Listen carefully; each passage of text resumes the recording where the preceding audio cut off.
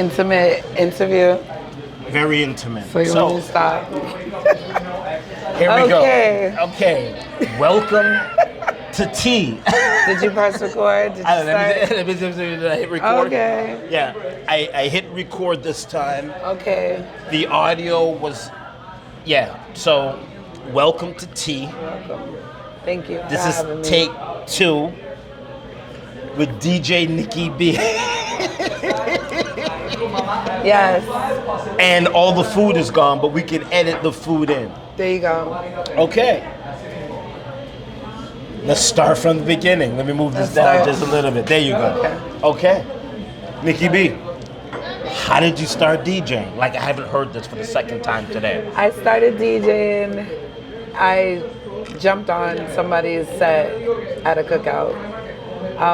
And the person decided to show me how to do it. Okay. And then I went to a radio show to learn more and just music, listening to it, growing up with it. I don't even want to mention it, it's crazy.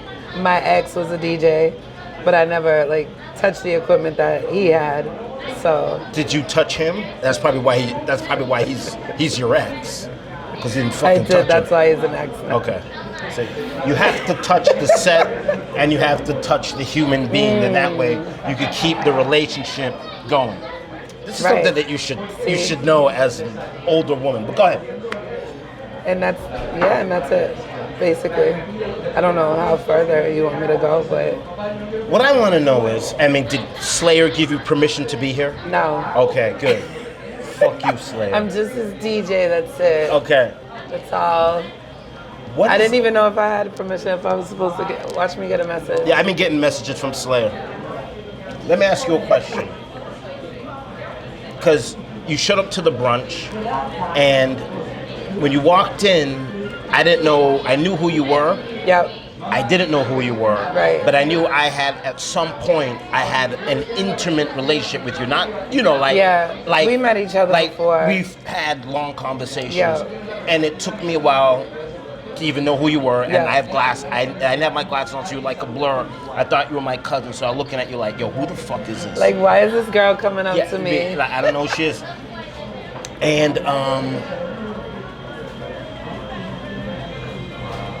then I said, what are you doing here? And you said, well, I'm here with Slayer.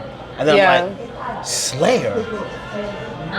And how does that even work? Like, how do you and Slayer even, how does that work? So Slayer, when I was doing that radio show at that other person's, show or studio, whatever, Slayer was listening in on...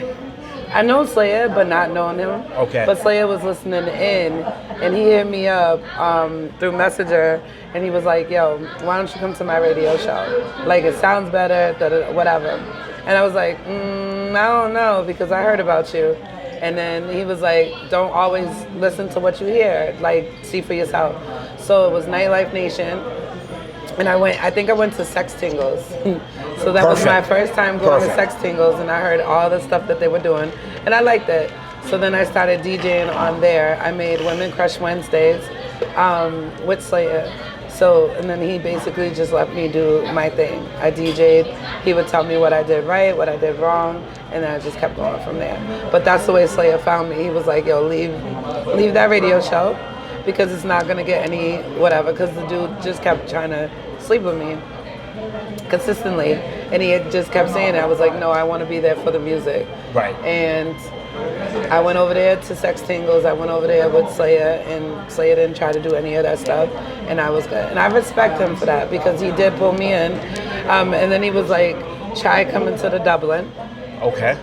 So then I was like, okay. I bought 2 different laptops, couldn't connect, tried to connect, kept trying to connect, then Slayer got locked up, and I was like, damn, it's not working for me. It's not working for you.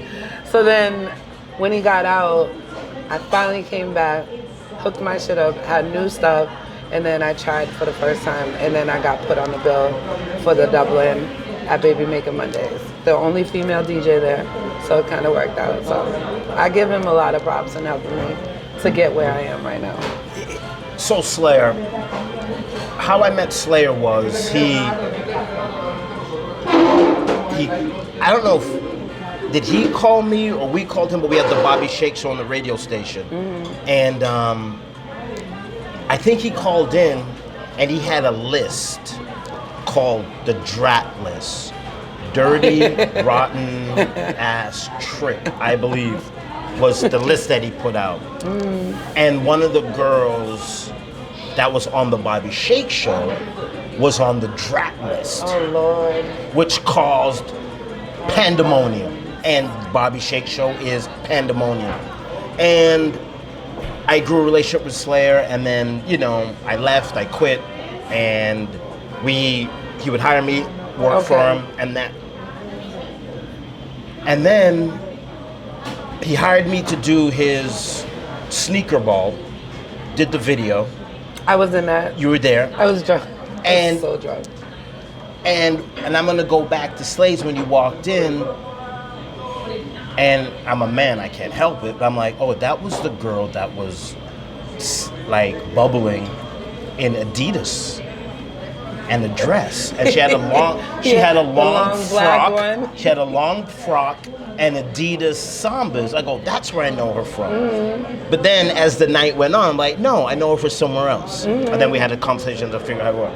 So he hired me for the sneaker ball, which when you walked in the Slades, I recalled you. Was like, yeah, that's where I know her from. Yep. And Slades with the brunch. Slades the brunch I would do every Sunday. Why don't you motherfuckers come? And so hired him, he hires me, I do work, he comes back, and then at one party, Slades came up to me and he badded me up. He's like, yo, why don't you put me on the fucking brunch, blah, blah, blah, blah, blah, blah, blah, blah. And I'm like, Slayer, you screaming at? He screamed at me, so I had so much spit in my face from Slayer that when I went home, first I washed my body in Listerine, then I took a shower. And I said, fine. I said, Slayer. And he came, I said, we ain't got no money, we're not making any money. Right. And he started DJing. And for him to say cool with that, you won't hear that from a lot of people. You won't hear that from everyone. Like, and that's love, honestly. Yeah, that's love. It's love, and he showed up late, but he sent you. Because I had the mixer. You had the mixer, and I didn't know who. I was like, what's going on? And then I played on the wrong person's mixer. Yeah, and then that's a whole different thing. Yeah. Slayer is, and I just know Slayer from the antics and the bullshit. Slayer has to be one of the most professional human beings in the Boston industry. He's a hard worker. Out of everyone I know, and not throwing shade. It's just it is what it is. He's professional. He's a hustler. He's prompt. He's hustler, and he's generally a good person. Yes, he is. And we have this image of Slayer as being a fucking dickhead. Yeah, and that's the first thing I had in my mind because I overheard some things before I went to nightlife. And they was like, but I'm the type of person I gotta see for myself. Right. If you run me a different way and you treat me a different way, I'm not gonna talk to you. But I'm not gonna hear it from somebody else because he treated you some way. Right. That's on y'all. I gotta see for myself. And moving here from the mic. And that's exactly what I did. I saw for myself. You know what I'm saying? Slayer is two people. Since I've been doing this, I have a lot of respect for Slayer, Trickstar, yeah. You. Thank you. Cassie. You guys have really held me down at the brunch, and thank you so much for that. And the professionalism with you, Trickstar, Cassie, and Slayer has been unbelievable. Yeah, and it's a community. You need that sometimes. And I just want to say thank you. I heard from a rumor, and I don't know if I should say this on camera, but I heard this from a rumor. I heard on a rumor that you're gonna be DJing cleanup music to people on Saturday morning. Is that true? Oh, yeah. Explain that. What is that about? So I do Sound Unit Radio on Wednesdays, Women Crush Wednesdays. So I go from old school, new school. Like the genre that I do is different from everybody. I don't do like a straight up playlist. I just go by what I feel at that moment. So I want to do Saturdays and Sundays when people are waking up bright and early. I'm a cleaner, so I like to get up and clean. And I'm trying to do a mix from like 8 to 10 o'clock in the mornings for people to wake up and just listen to music from like the 60s, 70s, 80s, 90s. From probably not new school, but what you could clean to. And I'm trying to do that on Saturdays and Sundays within the next 2 weeks. Because this is my birthday month, so. It's a birthday month. Oh, yeah. I gotta make big things. So is it gonna be a mix or are you gonna be live doing it? I'm trying to do it live. Wow. Yes. So 2 hours every Saturday and Sunday. It's in the works. Where does that come from? Because I remember my mom and my grandma when they used to clean the house. That's where it comes from. On Saturday mornings, my mother never let us sleep. She'd wake us up, because Monday through Friday you was at school. Right. Saturday mornings, if you slept past 9 o'clock, that was a problem. My mother woke us up at 8 o'clock in the morning. She turned her music up real loud, music that we was not supposed to be listening to. Right. And she would tell us to clean, and that was up until probably 10, 11 o'clock in the morning. So it's like a 3-hour cleaning every day, every Saturday and every Sunday. We weren't a church-going family, so it didn't really, it didn't dawn to us to go to church, but Saturday and Sundays, I think her mom did it, my mom did it, and I do it a lot. So I need that music to vibe to. I mean, I don't understand black parents. Like, Monday through Friday, because we're old, we're dealing with racism at school Monday through Friday. I went to a Catholic school, lived in an Irish town, right? Dealing with racism Monday through Friday. Saturday is the only day I get to myself. And you don't get it. You don't get it. You have to be up cleaning. And it was a battle between me and my mom.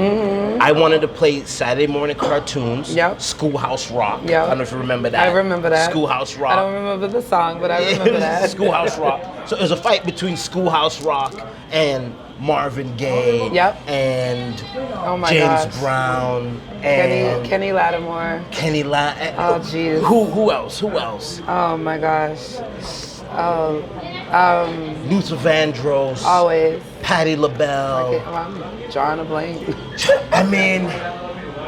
But yeah, Temptations. It was all of that. But I think it's more on the fact we are more stronger at our age, because that's what our parents made us out to be. Right. Like when we were playing outside, we was outside. We didn't have our phones.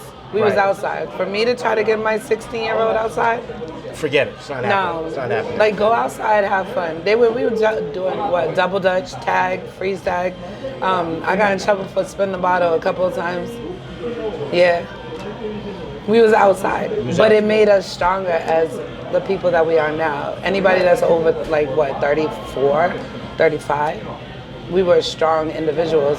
Back then we fall, skin our knee. We ain't looking for a Band-Aid. We wash it off and then keep it moving. Rubbing alcohol. Oh yeah, they just sit it on you.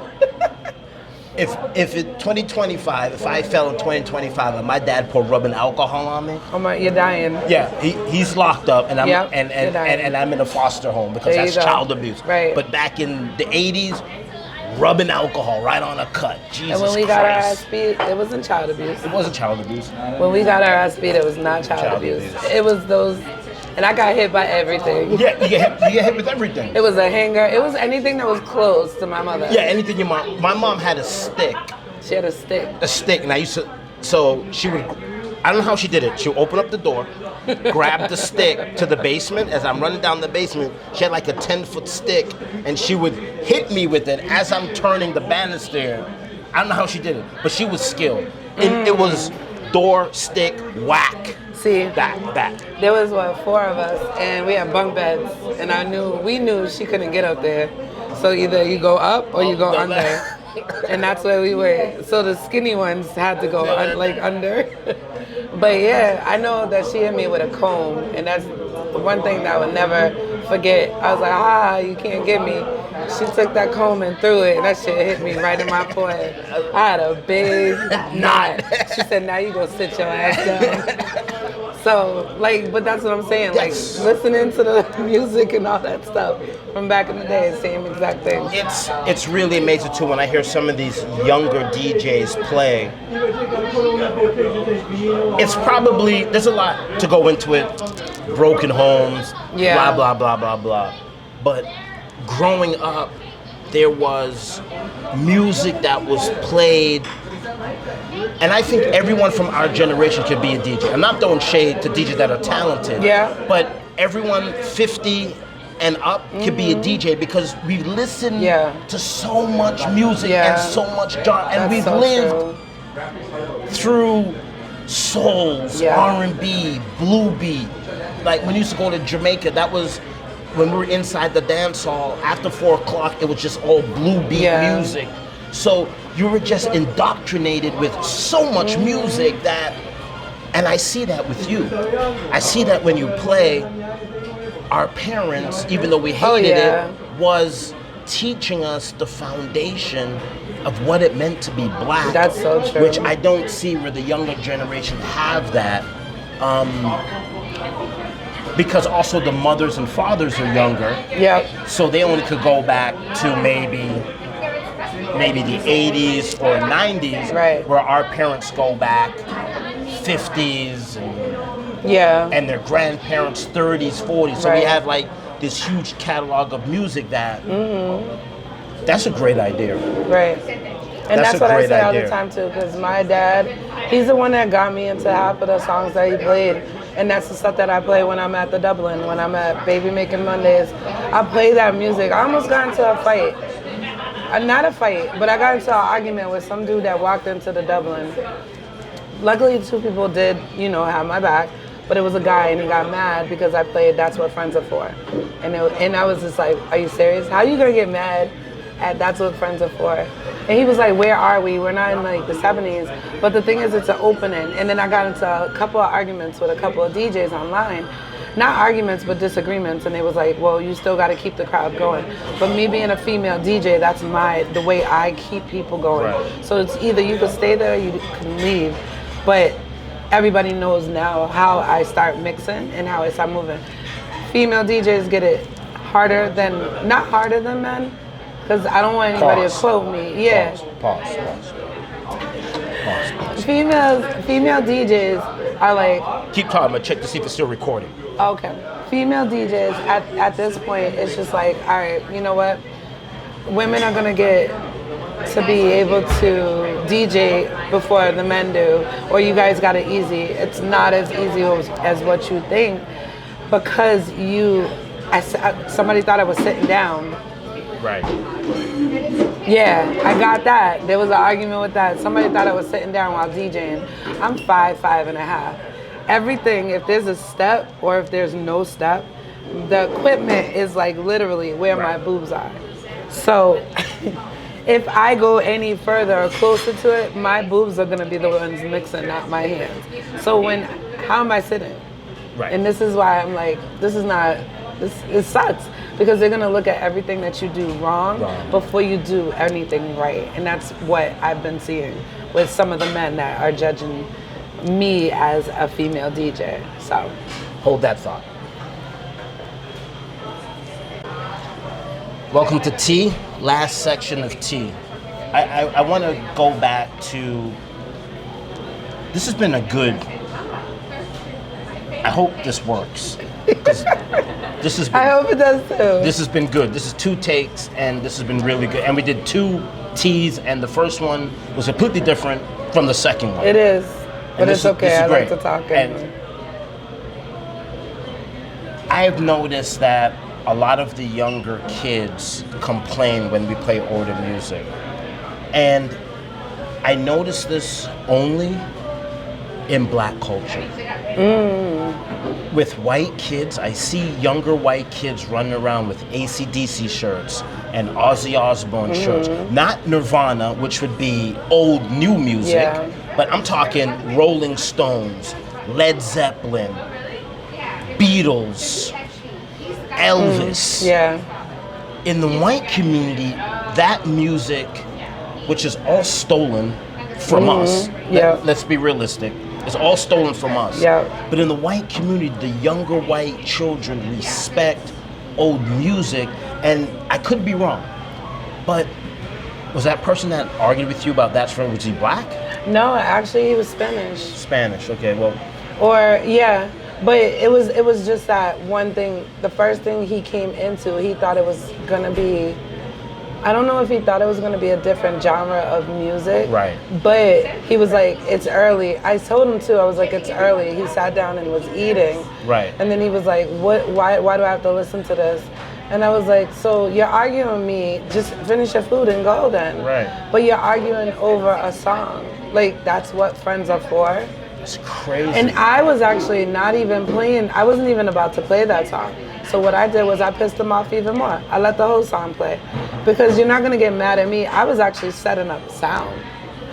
So I was just setting up the sound. And then he was just yelling from afar. Mind you, there was not one person in that building, except for the bartenders and 2 other people. And they had like the owner, Sammy. And he had said something to him and he was like, you can leave.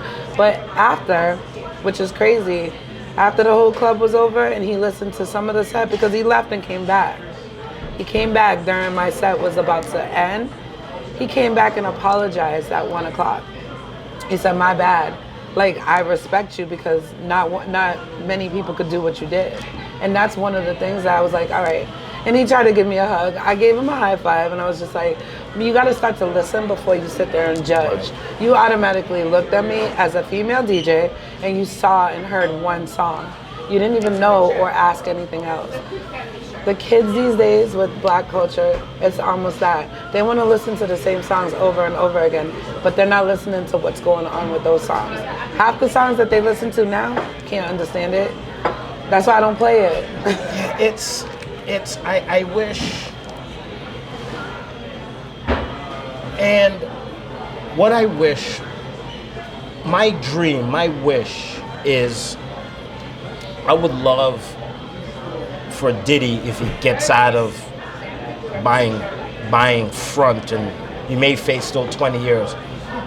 What I want is for Bad Boy to get back to, we did R&B and hip hop together. I noticed your set at the Brunch on Sundays where it's that R&B and hip hop together. Yeah. I think our culture is missing that. Yeah. We're missing love in our music, where it's like female singers, male rappers coming together, doing a combination.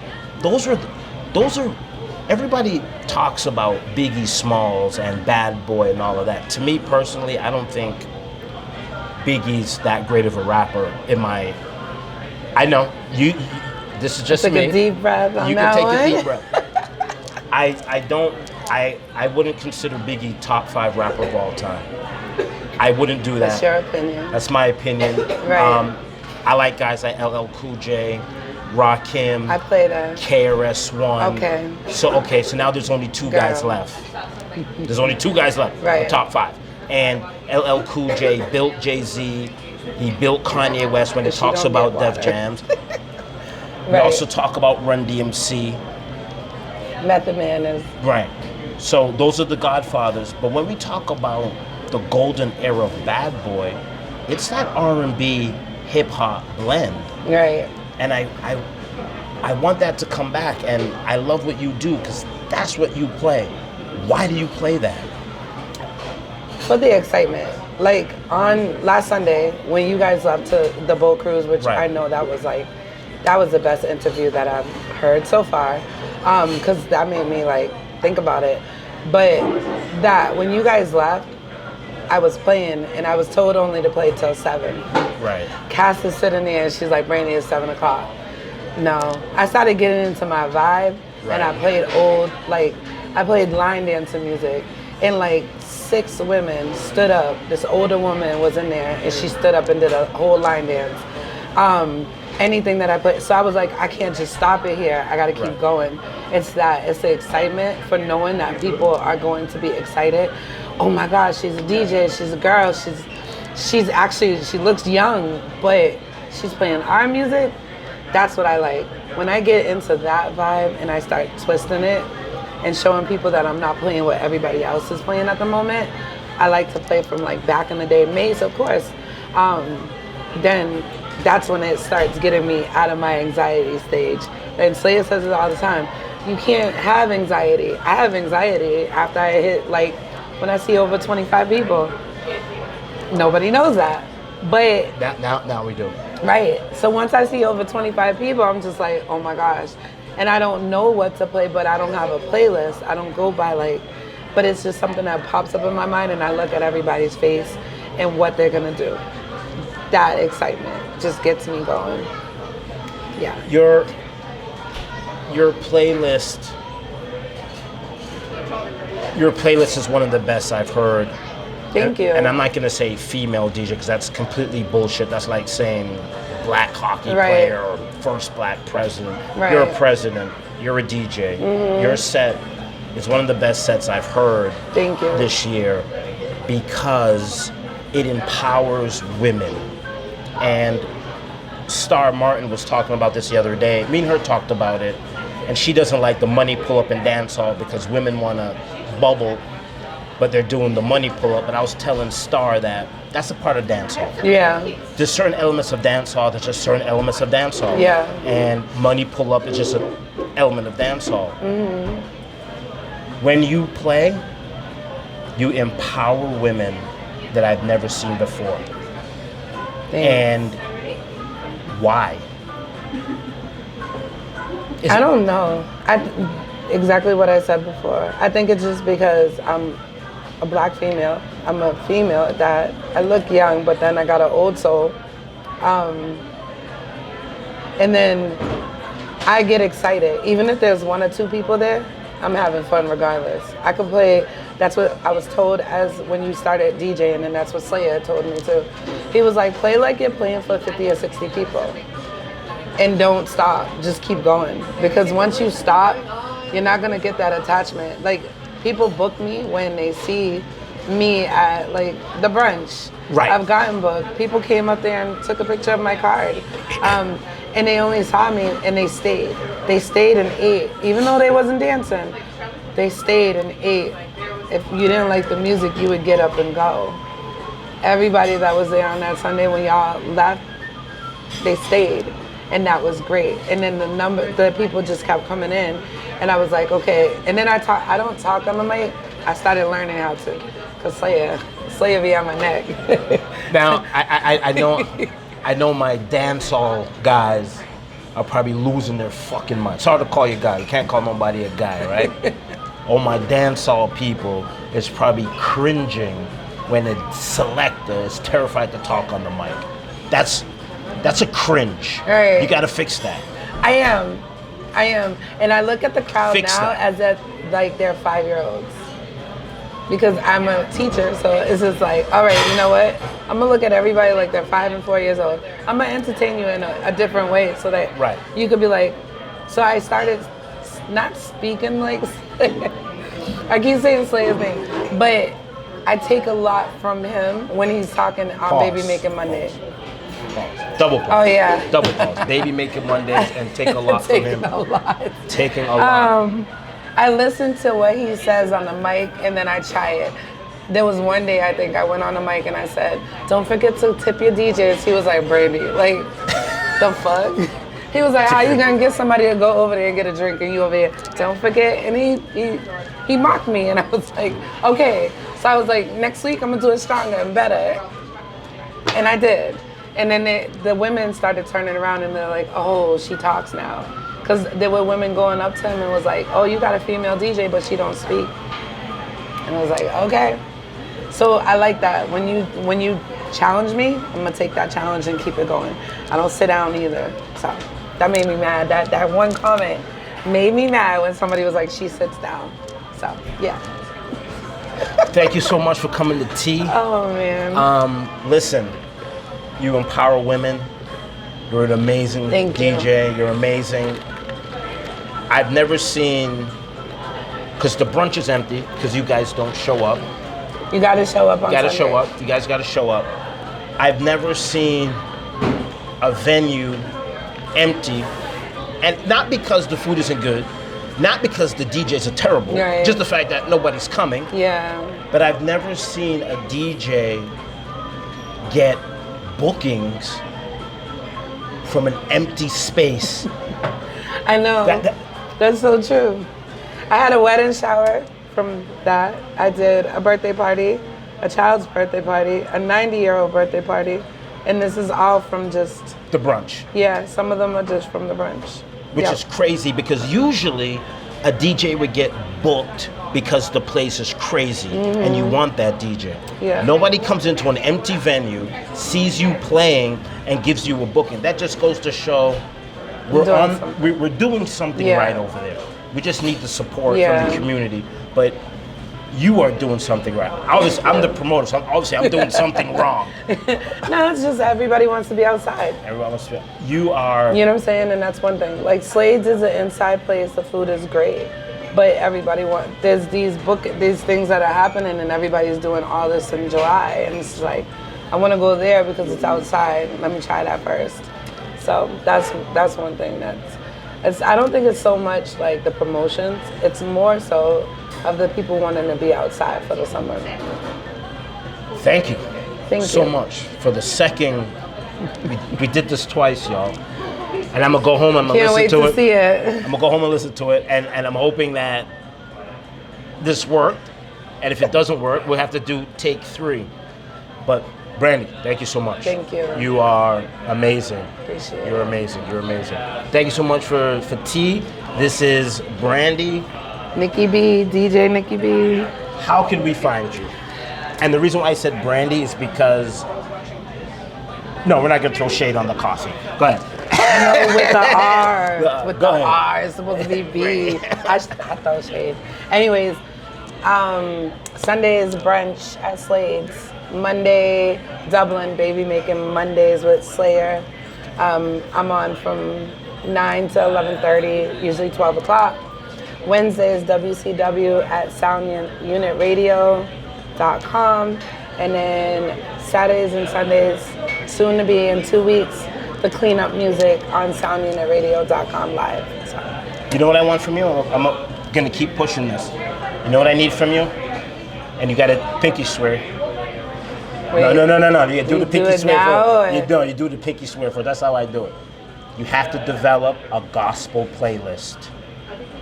I think I could do it. that would take you far beyond.